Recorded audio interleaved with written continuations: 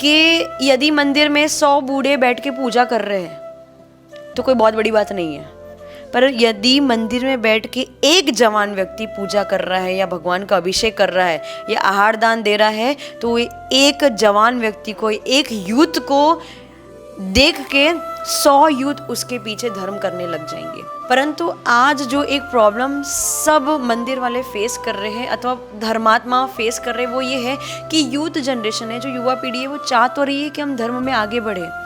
परंतु जो पहले से मंदिर के ठेकेदार बन के बैठे हैं, जो बूढ़े लोग हैं जिन्होंने अपना जीवन का 75% काल निकाल लिया है, वो लोग जो अपनी ठेकेदारी लेके बैठे हैं मंदिर में कि ये काम तो मैं ही करूँगा, भगवान की मूर्ति का मार्जन तो मैं ही करूँगा, सबसे पहले अभिषेक तो मैं ही करूँगा, पूजा की सारी तैयारी मैं ही करूँगा, तो ये उनके अंदर जो एक कषाय बैठी है या उनको अपने पद के प्रति जो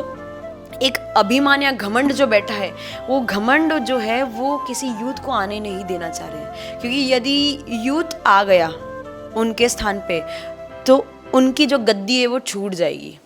उनको वो गद्दी प्राप्त नहीं हो पाएगी। पर उनको नहीं पता वो उस गद्दी के चक्कर में अथवा अपने मान कषाय या नाम के चक्कर में वो जो उनका लोभ बैठा है, लालच बैठा है कि मैं ही ये काम करूँगा मंदिर में, भगवान की सेवा पूजा मैं ही करूँगा, किसी और को नहीं करना, इस चक्कर में वो जो युवा पीढ़ी है उसको वो धर्म से अलग कर रहे हैं। आप देखना मंदिर में जाओगे तो बूढ़े लोग बच्चों को, जो जवान है कभी पहली बार अभिषेक करने आए, उसको बोल देते, टोक देते, अरे ऐसे अभिषेक होता है क्या, इतनी छोटी से होता है क्या, इतनी बड़ी से होता है क्या, ऐसे पानी से होता है क्या, ऐसे होता है। नहीं, टोकना नहीं चाहिए, पहले तो उसे करने देना चाहिए, फिर शांति से समझदारी से उसे समझाना चाहिए, बेटा करके बहुत प्यार से समझाना चाहिए। क्योंकि जब कोई नया व्यक्ति कोई नए क्षेत्र में आता है तो उसे बहुत प्रेम से और वात्सल्य से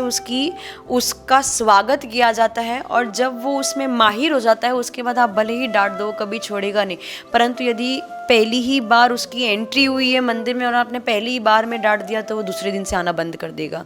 तो कहीं ना कहीं आप जैन धर्म की प्रभावना तो नहीं कर रहे हो, पर अप्रभावना कर रहे हो। इसलिए यदि तुम सच में